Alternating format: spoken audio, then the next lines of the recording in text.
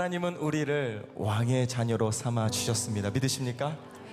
그 변화된 우리, 그 신분에 걸맞게 우리가 영향력 있는 믿음의 삶을 살겠노라고, 기쁨과 은혜와 사랑이 넘치는 삶을 살겠노라고 이 시간 힘있게 박수하며 확신 있게 계속해서 찬양 이어가겠습니다.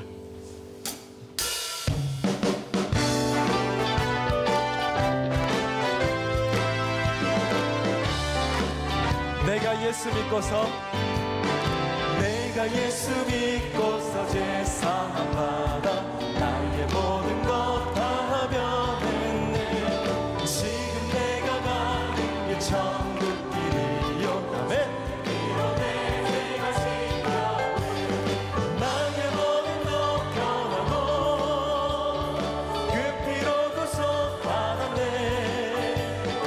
하나님은 나의 구원 되시오니 내게 정죄한 주님 밝은 빛에서 어둠에 치니 나의 모든 것 다 변했네. 지금 내가 주 앞에 온전케 되는 주의 영광을, 나의 모든 것, 나의 모든 것 변하고 그 피로 구속받았네. 하나님은 나의 구원 되시오니 내게 정죄한 나의 모든 것, 나의 모든 것 변하고 그 피로 구속받았네. 하나님은 우리의 모든 것 되십니다. 내게 정죄한, 우리 힘있게 박수합니다.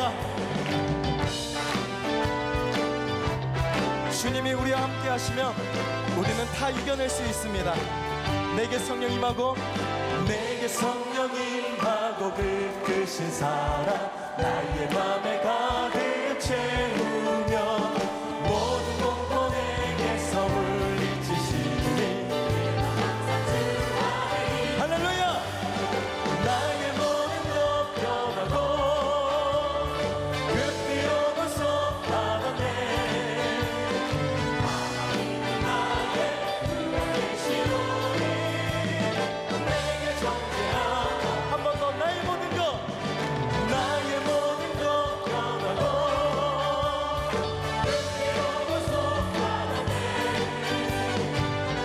하나님은 나의 구원 되시오니 우리가 하나님의 자녀입니다.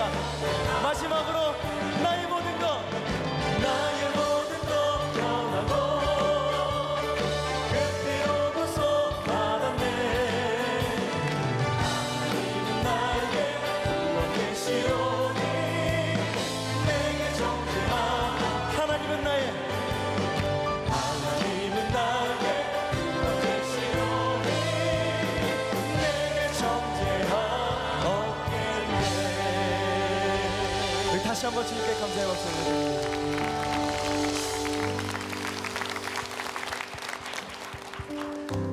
아무것도 내세울 것 없는 나를 왕의 자녀로 삼아주신 그 하나님의 은혜, 사랑, 이것이 우리가 누릴 수 있는 이 땅에서의 최고의 복인 줄로 믿습니다.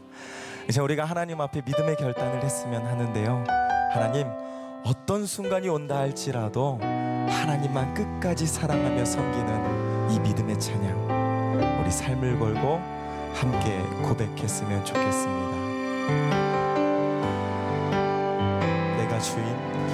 내가 주인 삶을 모든 건 내려놓고 내 주 대신 주 앞에 나가 내가 사랑했던 모든 건 내려놓고 주님만 사랑해.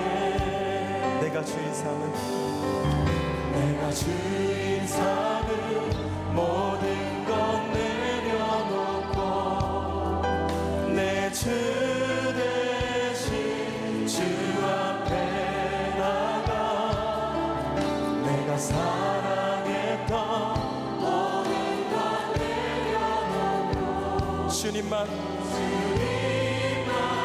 사랑해. 주 사랑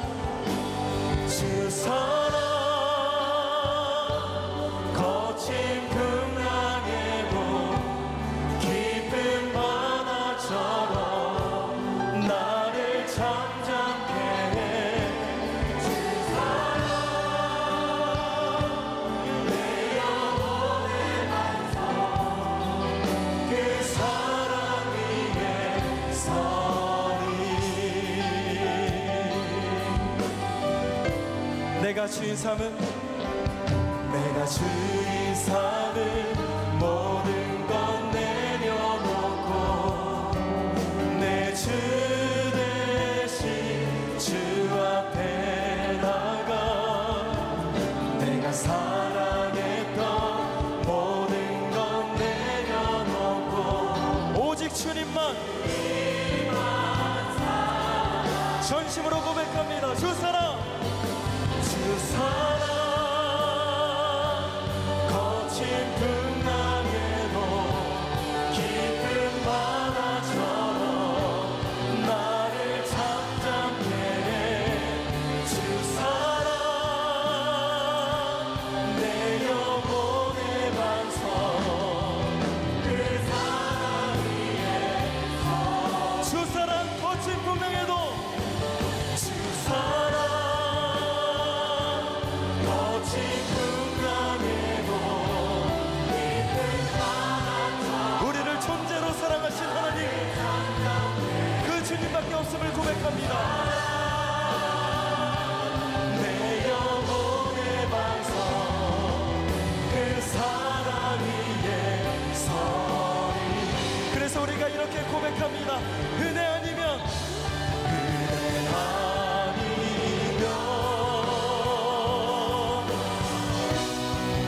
나서지 못하네. 십자가의 그 사랑 능력 아니면 나서지 못하네. 아니면 나서지 못하네.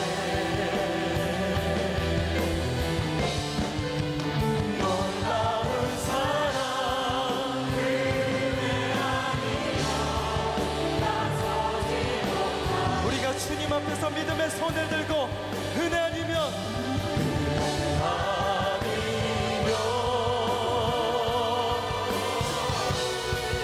나서지 못하네. 십자가의 그 사랑 능력 아니면 나서지 못하네.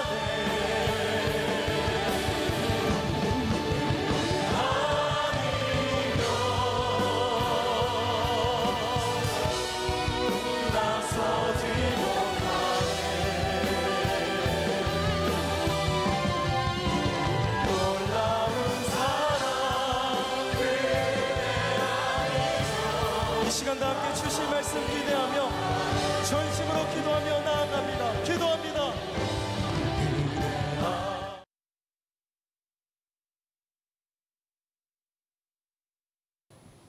많은 교회들이 우리 꿈의 교회를 탐방하러 오시기도 합니다.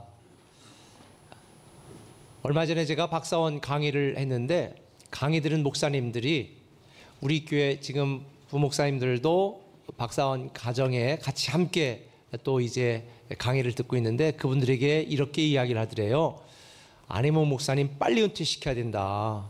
그래서 왜 그러냐 그랬더니 빨리 은퇴하시고 각 교회 다니면서 교회 컨설팅을 해줘야 된다고. 그래야 한국 교회가 부흥한다고 그러더래요. 그래서 제가 빨리 은퇴를 해야 되나 고민 중에 있습니다. 저는 한 교회가 한 지역에 머물러 있지만 그 지역을 변화시키고 나아가 그 교회가 갖고 있는 모든 영적 에너지를 모아서 더 많은 사람들에게 더 많은 곳에 더 많은 지역에 이 복음의 영향력이 끼쳐지기를 기대하는 마음을 갖고 있습니다. 그래서 교회가 계속해서 정말 건강하게 부흥하고 성장했으면 좋겠다라는 기대를 갖고 있어요.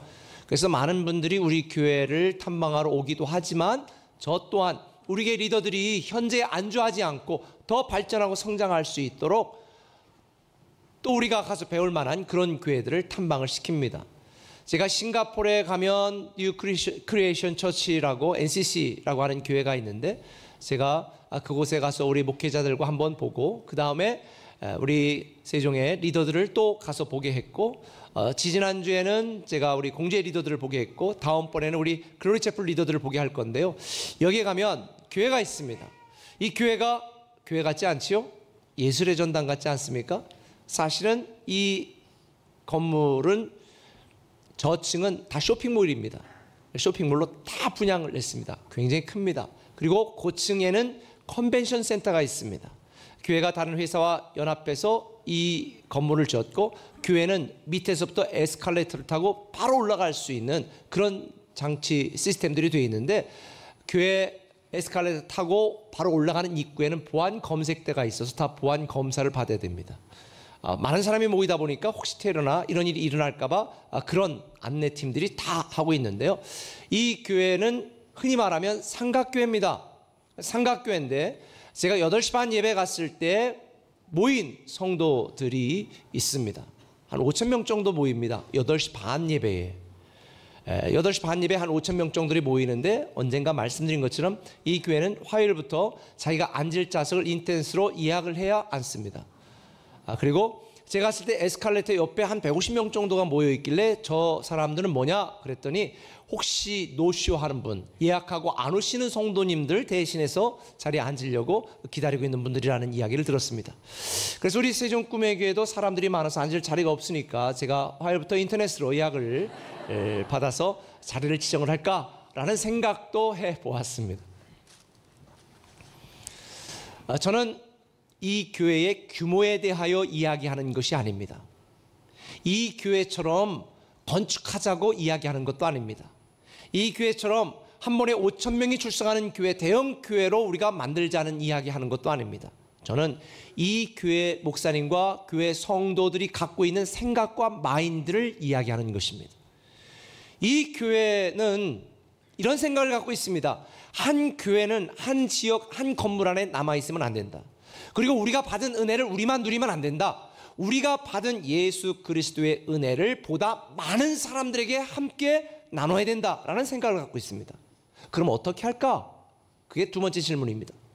그리고 이 교회는 뿐만 아니라 믿지 않는 사람들이 어떻게 하면 이질감을 갖지 않고 교회에 올 수 있도록 만들까? 이게 이분들이 갖고 있는 생각입니다. 그러다 보니까 교회 다니지 않는 분들도 쉽게 교회에 올 수 있는 건축과 건물과 디자인과 예배로 준비되었습니다. 저는 100년 된 교회에 23년 전에 부임을 해서 그때에 저는 이렇게 이야기했습니다. 우리가 세우고 싶은 교회가 아니라 하나님이 세우고 싶고 하나님이 꿈꾸시는 그런 교회를 우리가 한번 만들어가 봅시다. 그러면서 우리가 지금까지 전통적으로 드렸던 예배에 머물지 말고 좀 뭔가 은혜 받고 감동을 받고 성도들이 예배를 통해 재충전될 수 있는 그런 예배로 우리가 변화되어져 갑시다. 그러면서 찬양을 한 곡, 두 곡 더 하기 시작했고, 그래서 오늘날의 현대적인 예배가 되었습니다. 예배 드리기 전에 또 예배 드리는 중간에 찬양하며 많은 분들이 눈물을 흘립니다. 그래서 제가 여러분 앉는 의자 앞쪽에 휴지들을 다 비치해 놓았습니다. 일명 은혜의 휴지. 얼마 전에 한 분이 한 50만 원 감사헌금을 하셨어요. 그러면서 거기에 자기가 교회에 와서 얼마나 은혜를 받고 감동을 받고 눈물이 흘러 주체할 수가 없는데 마침 앞에 은혜의 휴지가 있어서 너무 감사했습니다. 그래서 은혜의 휴지를 사용하는데 사용해 주십시오.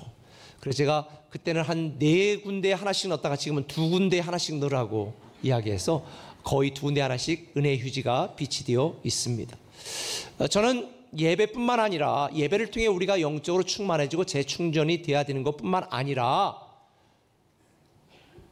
구역 예배로 모였던 예배드리고 바로 헤어졌던 구역 예배를 서로의 삶을 나누고 서로의 격려가 되고 위로가 되는 목장교회로 바꾸기 시작했습니다. 성경 지식을 가르치고 성경 공부였던 이 성경 공부를 알면서 삶으로 연결하는 삶 시리즈의 양육 훈련으로 개발하고 변화를 시켰습니다. 그게 오늘날의 꿈의 교회입니다.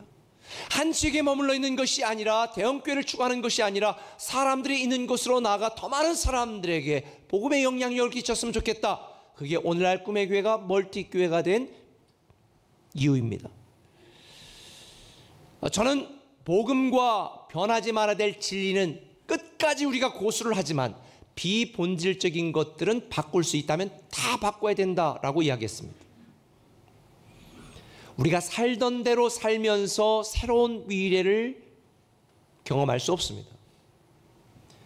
새로운 미래를 시작하기 위해서는 새로운 변화가 필요합니다. 오늘 본문에 보면 새로운 미래에 대한 열망과 열정을 가졌던 한 사람이 소개되고 있습니다.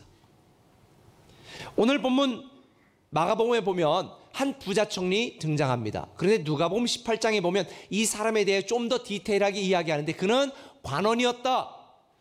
우리 세종 꾸미기로 말하면 청사에 근무하는 공무원이었다라는 얘기가 있고, 그런데 그 사람이 돈이 많았어. 그래, 부자였다라는 겁니다. 공무원인데 돈도 많아. 야, 세상적으로 성공한 분 아니에요? 그런데 이 사람은 세상적으로만 성공한 것이 아니라 종교적으로 철저한 분이었습니다. 얼마나 성실하게 율법을 지키며 계명을 지키며 신앙생활을 했는지 사실 제가 볼 때는 거의 완벽한 분이었습니다. 그런데 그는 여기에 머무르지 않았습니다. 영생에 대한 열정까지 있었습니다. 그래서 오늘 본문 17절에 보니까 예수께서 길에 나가실새 한 사람이 달려와서 꿇어 앉아 묻자오되 선한 선생님이여 내가 무엇을 하여 영생을 얻을 것인가. 달려와서 사람들이 있는데 자기 체면도 아랑곳하지 않고 길 한복판에 딱 무릎을 꿇고 주님 제가 무엇을 하여 영생을 얻을 수 있을까요? 야, 너무 멋지지 않아요? 제가 봐도 반할 만큼 멋진 인생을 살고 있었습니다. 제가 생각할 때 이 사람은 예수님께서 축복하시고 칭찬하시고 그가 꿈꾸는 새로운 미래가 시작되도록 만들어 줬어야 당연합니다. 근데 주님은 그렇게 하지 않으셨습니다. 주님이 그렇게 하지 않은 것이 아니라 본인 스스로가 그것을 거부했습니다. 전혀 우리가 생각했던 예상 밖의 결론이 도출됩니다. 22절에 이 말씀으로 인하여 슬픈 기색을 띠고 근심하며 가니라. 새로운 미래에 대한 열정도 있었고 갈망도 있었던 이 괜찮았던 부자 청년, 슬퍼하며 근심하며 예수님께 실망하고 자기 자신에게 실망한 채 돌아가고 맙니다. 이 청년만의 문제일까요? 오늘날 수많은 가나안 교인들이 있습니다. 전 처음에 가나안 교인이 뭔지 몰랐어요. 그랬더니 뒤집어 보라는 거예요. 안 나가 교인이 가나안 교인이래요. 그런데 이게 몇백만입니다. 지금 교회에 실망하고 목사에게 실망하고 성도들에게 실망하고 예수님에게 실망한 수많은 사람들이 가나안 교인입니다. 이 청년과 똑같습니다.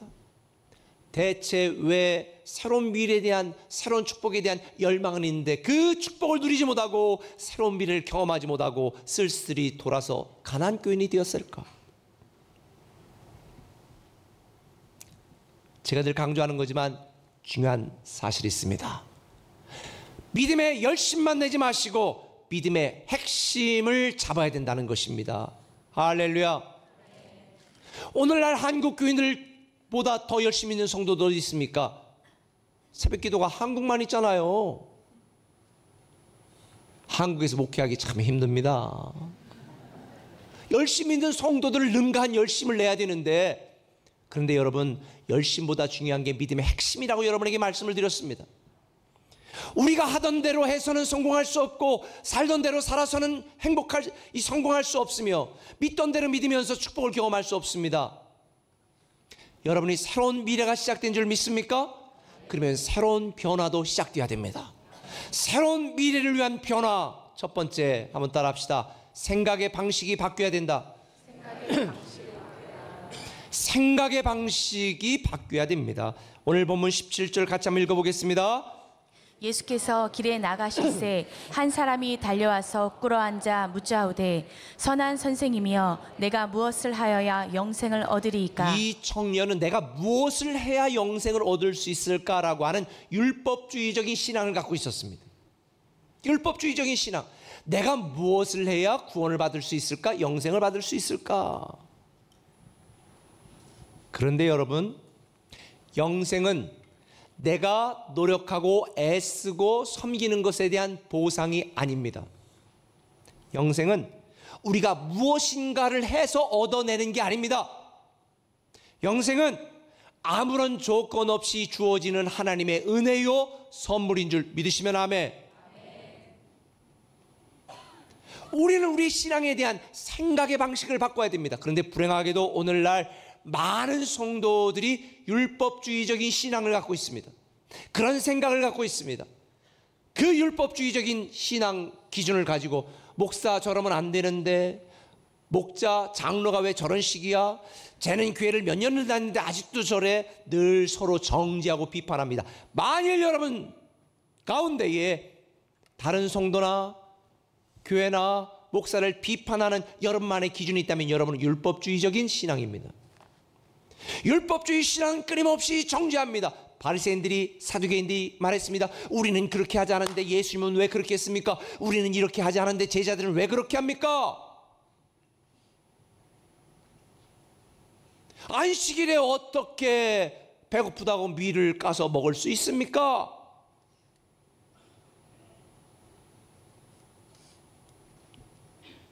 그런데요, 내가 주님을 위해 무엇을 하느냐는 그것도 중요해. 그런데 더 중요한 게 있습니다.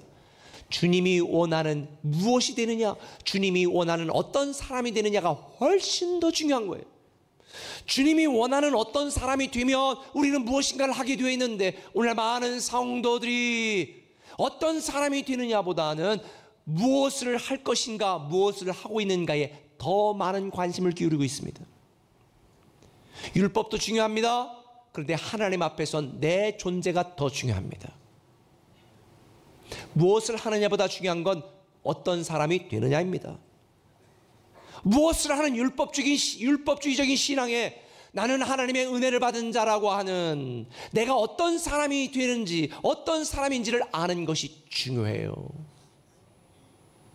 믿음은 내 노력과 내 섬김과 내 헌금과 내 헌신으로 내가 원하는 것을 하나님에게 보상받거나 하나님에게 얻어내는 행위가 아닙니다. 믿음은 깨닫는 것입니다. 믿음은 내가 얼마나 죄악된 존재인데 이런 나를 위하여 예수님을 이 땅에 보내셨는가 깨닫는 것입니다. 믿음은 어떻게 내가 태어나기도 전에 2000년 전에 하나님이 사람이 돼 이 땅에 오셨지? 이걸 깨닫는 것입니다. 어떻게 하나님은 나를 위하여 세종에 이렇게 나를 위한 교회를 예비하셨지? 이걸 깨닫는 게 은혜라니까요. 여러분, 우리는 생각의 방식을 바꿔야 됩니다. 은혜 중심의 신앙으로 바꿔야 됩니다. 율법주의 신앙을 버려야 됩니다. 나의 노력이 아니라 하나님의 은혜로 나는 살아가는 것, 은혜 아니면 설명할 길이 없어요. 어떤 분들은 말하잖아요. 하나님 나에게 왜 이래요? 나는 왜 아파요? 나는 사업이 왜 이렇습니까? 너무 불공평해요. 그 불공평한 은혜 때문에 구원받은 거예요. 모두가 여러분의 행한 대로, 여러분의 선한 대로 하나님이 공평하게 구원을 시켰다면 여러분들 중에 구원받을 사람 아무도 없습니다. 그래 저는 언젠가 설교했잖아요. 불공평한 게 하나님의 은혜구나. 이걸 깨닫는 게 은혜인 줄 믿으시면 아멘. 그런데 왜 그럴까요? 어떤 분은 그래요. 목사님 제가 30년 동안 얼마나 헌신하고 봉사해 왔는데 그런데 여기도 아프고 저기도 아프고 너무 마음에 이 영적 강박관념을 갖고 있는 거예요. 내가 뭔가 열심을 내야 하나님이 나를 축복해줘. 내가 이렇게 놀아도 되나 몰라요. 꿈에게 와서 이렇게 아무것도 안 해도 하나님이 나 어떻게 축복받을까요? Don't worry. 괜찮아요. 하나님은 여러분이 무엇인가를 하는 보상의 결과로 축복하시는 것이 아니라 그냥 여러분의 존재를 축복하시는 줄 믿으시길 바랍니다. 그래서 우리는 우리를 아무 조건 없이 불공평한 은혜로 사랑하시는 하나님을 목숨 걸고 사랑하는 것이고 그 사랑은 헌신으로 증명되는 거예요. 그래서 우리에게 모든 섬김은 기쁨으로 해야 됩니다. 섬김은 율법이 아니에요. 섬김은 사명도 아니에요. 섬김은 사역도 아니에요. 섬김은 사랑입니다. 하나님을 사랑해서, 너무 사랑해서 그래서 하는 거예요. 그러니 섬기면서도 기쁘지요. 헌신하면서도 기쁘지요. 헌금하면서도 행복하지요. 이게 진짜 신앙입니다. 그래서 제 지론은 예수 믿는 것은 부담이 아니라 행복이다라는 것입니다. 저는 우리 꿈의 교회 성도들이 교회에 와서 다 행복하기를 예수님의 이름으로 축원합니다. 나의 공로를 강조하는 율법주의 신앙 다 버리시길 바랍니다. 하나님의 은혜로 사는 은혜 중심의 신앙으로 여러분의 생각의 방식을 바꾸세요. 다른 사람도 저 사람 왜 그래, 왜 저래 비판하지 마세요. 다른 사람 비판하고 정죄하는 건 다 율법주의 신앙. 내가 나도 모르게 누군가를 비판하고 있다, 목사를 욕하고 있다, 교회를 비난하고 있다, 신천지가 아닌 이상은 율법주의 신앙. 그런 분들은 은혜 중심의 신앙으로 생각을 바꾸시길 바랍니다. 내가 무엇이 간데 여기까지 이렇게 나를 이끄시고 복 주셨는지.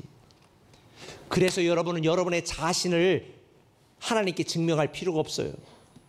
다른 사람들과 비교하면서 내가 그래도 예수를 잘 섬기고 있다 증명하지 마세요. 저는 제가 괜찮은 목사라는 것을 절대로 증명하고 싶지 않아요. 내가 무엇인가를 해서 하나님이 나를 인정하는 게 아니라는 걸 알기 때문에 나는 교회를 사랑해서 섬기는 거지, 사례비 더 받고 사람들에게 인정받으려고 전혀 중요하지 않아요. 하나님은 우리의 업적으로 우리를 인정하는 것이 아니라 우리를 사랑하는 자녀이기 때문에 사랑하시는 줄 믿습니다. 여러분의 자녀들이 90점 이상 A를 다 맞아야 밥 해줍니까? 여러분 말을 잘 들어야 옷 사입힙니까? 말 징글징글 안 들어도 야 밥 먹어. 여러분 말 안 듣는다고 애 빨개 벗겨가지고 학교 보내는 부모는 없잖아요. 하나님이 우리를 축복하시는 이유는 우리를 사랑하기 때문이고 우리가 하나님의 자녀이기 때문이지, 내가 내 실력과 내 능력과 내 섬김과 내가 괜찮은 자녀라는 걸 증명하는 것에 대한 보상이 아니에요. 여러분에게 오늘부로 자유를 줍니다. 그래서 진리가 너희를 자유케 하리라. 근데 이 자유를 계속 누리는 건 하나님 별로 좋아하진 않아. 왜? 하나님을 사랑하면 이 사랑을 섬김으로 헌신으로 증명하게 돼 있거든요. 혹시 여러분들 중에 백종원 씨의 골목식당이라는 TV 프로그램 보신 분 계세요?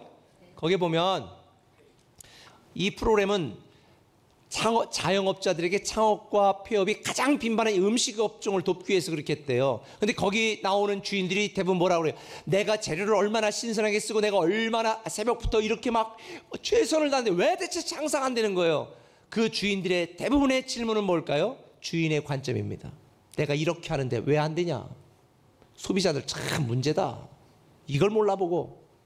그런데 백종원 씨가 딱 등장해서 질문을 바꾸죠. 누구 관점에서? 소비자 관점에서. 그러면 답이 나와요. 제가 우리 교육자들에게도 한 번은 입구부터 시작해서 우리 교회를 처음 와보는 사람의 입장에서 모든 걸 체크해라. 그래 와봤습니다. 화장실이 어딘지도 잘 모르겠고 본당이 몇 층인지도 모르겠고. 여러분 생각의 방식을 바꿔야 됩니다. 우리 꿈의 교회가 왜 부흥하는 줄 아세요? 생각의 방식을 바꿨기 때문입니다. 우리 꿈의 교회는 어떻게 하면 모든 성도들이 하나님의 자녀의 축복을 누리고 어떻게 하나님을 잘 섬길 수 있도록 만들까? 이게 모든 관심이에요. 교회가 얼마나 부흥하고 성도가 얼마나 많아지고 재정이 얼마나 풍부해지냐 전혀 관심 없어요. 생각의 방식을 바꿔야 되는 것입니다. 성경에도 비슷한 이야기가 나옵니다. 누구일까요? 나만입니다. 나병이 걸렸습니다. 고쳐달라고 선지자를 찾아갔습니다. 나와보지도 않는 인간이. 그리고 가서 뭐 요단강에서 7번 물속에 들어갔다 나왔다 하래. 얼마나 열받아요. 잘 이해가 안 되죠? 여러분이 예를 들어서 내가 뭐 암이 걸렸던지 정말 중한 병에 걸렸어. 근데 목사님 아니면 목사님의 안수기도 한번 받으면 나을 것 같아. 그래서 기도 부탁을 하고 요청을 했어. 그랬더니 사무실 앞까지 찾아왔는데 문도 안 열어주고 그냥 가서 저 앞에 금강에 가서 7번 물속에 들어갔다 나왔다 하시면 돼요. 그러면 어떡할 것 같아요? 뭐 이런 인간이 다 있나? 얼마나 분노하겠어. 이게 나만의 입장입니다.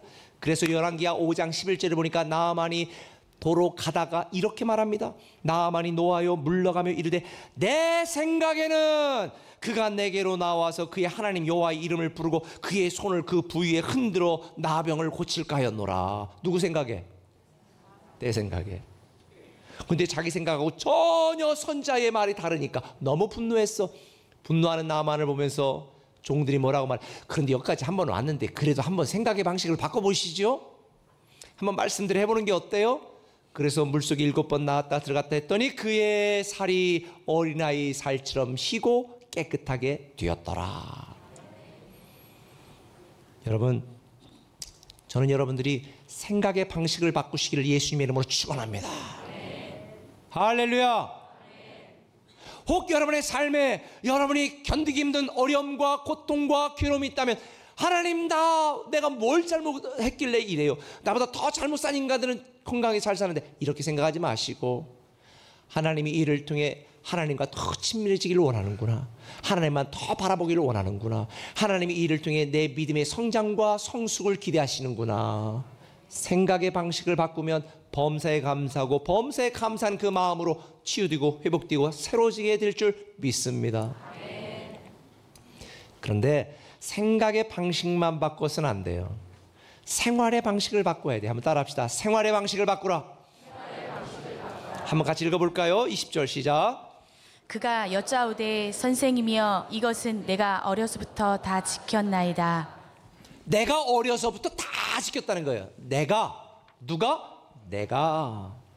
그런데 여러분 이거 아셔야 돼요. 내가 지금까지 어떻게 살아왔느냐보다 더 중요한 게 있습니다. 지금부터 내가 누구를 따를 것인가 합니다. 이건 생활의 방식의 변화를 의미하는 것입니다. 지금까지 내가 무엇을 하는 것에 초점을 맞춰왔다면 지금부터는 내가 누구를 따를 것인가 질문의 요지를 바꾸는 것입니다. 그래야 생활의 방식이 바뀝니다. 이 부자 청년이 예수님과 대화 중에서 했던 모든 대화를 제가 분석을 해보니까 핵심 단어가 하나가 등장해. 그게 뭐냐면 내가요. 내가. 17절에 보니까 내가 무엇을 하여 영생을 얻으리까? 20절에 보니까 내가 어려서부터 다 지켰나이다. 이 부자 청년의 문제는 내가였습니다. 내 생각, 내 노력, 내 판단, 내 경험, 내 결정, 내 열정으로 여기까지 온 거예요. 내가 다 한 것입니다. 내가 지켜온 것입니다. 내가 노력한 것입니다. 이 사람의 인생의 핵심 단어는 내가 한 것입니다. 나를 위해서 한 것입니다. 내가 나를 위해 어떻게 영생을 얻게 할 것인가? 이 질문입니다. 이 사람이 살았던 생활 방식이 여기에 문제가 있었구나. 이걸 한마디로 제가 표현하겠습니다. 인본주의적인 생활 방식을 갖고 살았습니다. 내가 중심이 되고 나부터 시작하고 나를 위해 살아가는 모든 삶은 인본주의입니다.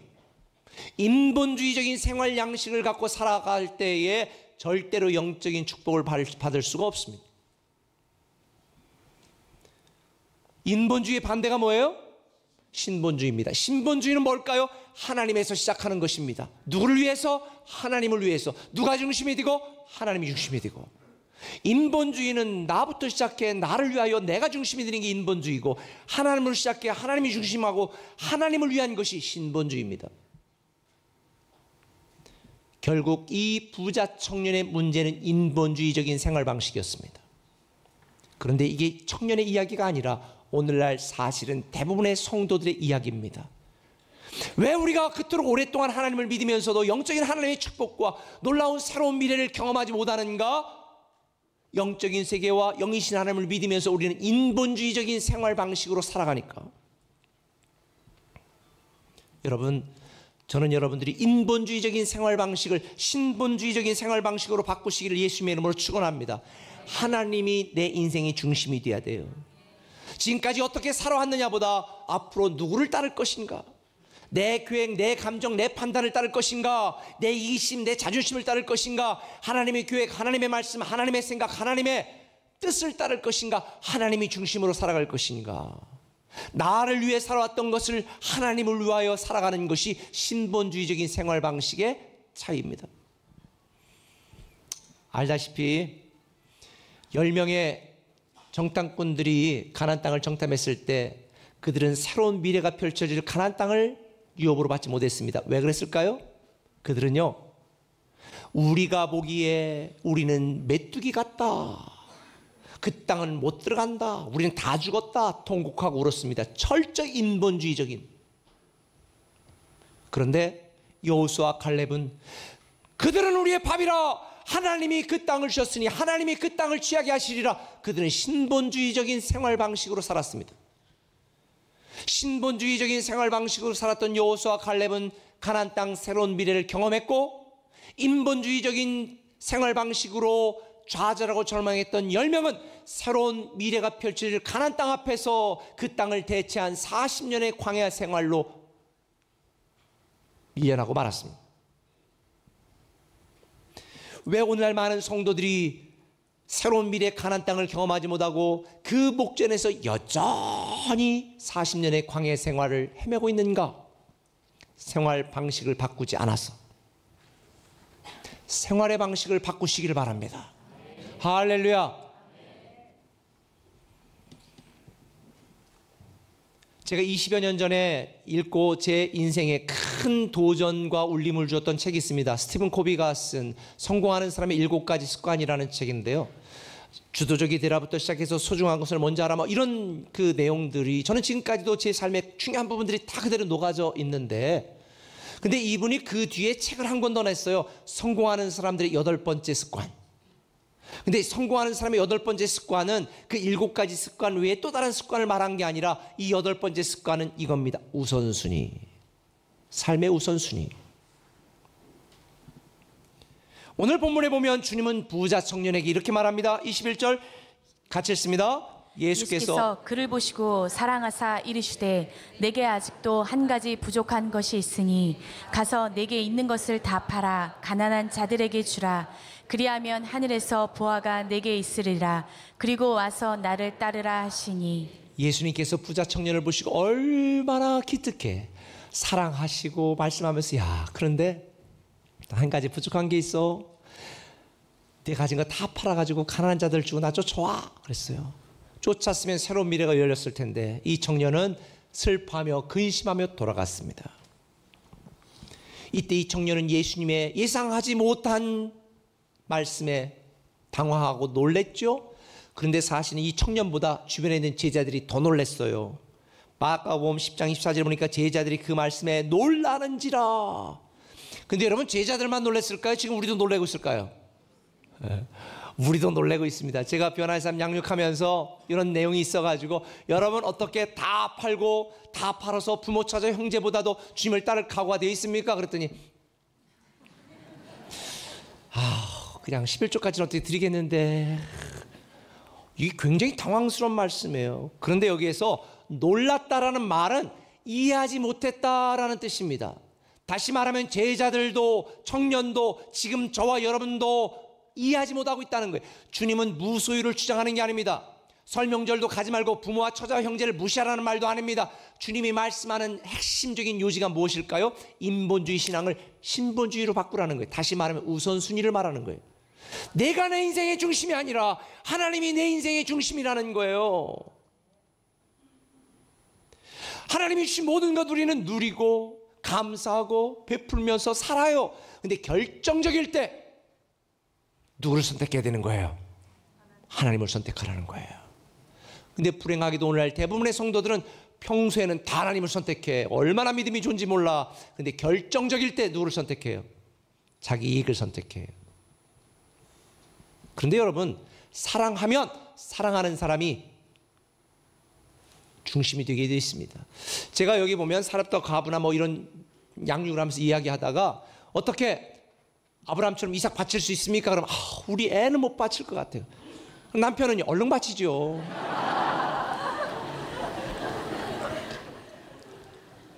남편보다 애를 더 사랑하는 거예요. 여러분, 사랑하는 사람은 가장 우리의 삶의 우선순위가 되어 있습니다. 예를 들자면, 애는 못 바쳐도 남편은 바칠 수 있다면 그 남편이 만약에 교통사고 나가지고 지금 쓰러져가지고 응급실 갔다. 그럼 어떡하겠어요? 바로 튀어가지. 오늘 야근한 거 다 하고 일 처리하고 갈게. 그 인간 어차피 바치기로 한 거니까. 그럴 사람이 어디 있겠습니까? 아무리 보기 싫었던 남편이라도 응급실에 사고가 당해서 갔다가 막 튀어가는 거예요. 더군다나 애가 학교에서 애가 밀어가지고 넘어져서 다쳤대. 그냥 팔 좀 긁힌 건데 그냥 병원 데리고 간 건데, 지금 장관님 만나고 있는지 관계, 저 애가 다쳐서 잠깐만요 이러고 아마 튀어가지 않을까요? 결정적인 순간에 중요한 사람은, 사랑하는 사람은 우선순위 1순위입니다. 만약 우리가 하나님을 사랑한다면, 하나님이 우리의 삶의 1순위가 된다면, 다시 말해서 신본주의 신앙으로 우리의 생활 방식이 바뀐다면 우리에게는 새로운 미래가 펼쳐지는 줄 믿으시면 아멘. 그런데 이 청년은요, 자기 생활 방식을 바꾸는 결단을 못했을 때에 슬픈 기색을 띠고 근심하며 가니라. 놀라는 수많은 사람들에게 제 예수님은 이렇게 결론을 짓니다. 29절 같이 읽습니다. 예수께서 이르시되 내가 진실로 너에게 이르노니 나와 복음을 위하여 집이나 형제나 자매나 어머니나 아버지나 자식이나 전토를 벌인 자는 현세에 있어 집과 형제와 자매와 어머니와 자식과 전토를 100배나 받되 박해를 겸하여 받고 내세의 영생을 받지 못할 자가 없느니라. 할렐루야. 예수님 말하는 거예요. 그래, 나와 복음을 위하여 우선순위, 신본주의 신앙, 신본주의 생활 방식으로 바꾸라. 나 복음을 위하여 살아라. 내 이익과 내 자존심을 위해 사는 것이 아니라 나 복음을 위하여 살아라. 그걸 왜 버려라? 버린다는 것은 드린다는 거예요. 지난주에 말씀드린 것처럼 하나님의 드림으로 우리의 인생이 시작된다면 우리의 성공과 행복은 나를 하나님께 드림으로 완성된다. 지난주 말씀했잖아요. 드린다는 건 버린다는 거예요. 다시 말하면 누구를 우선순위로 둔다는 거예요? 하나님을 우선순위로 둔다는 거예요.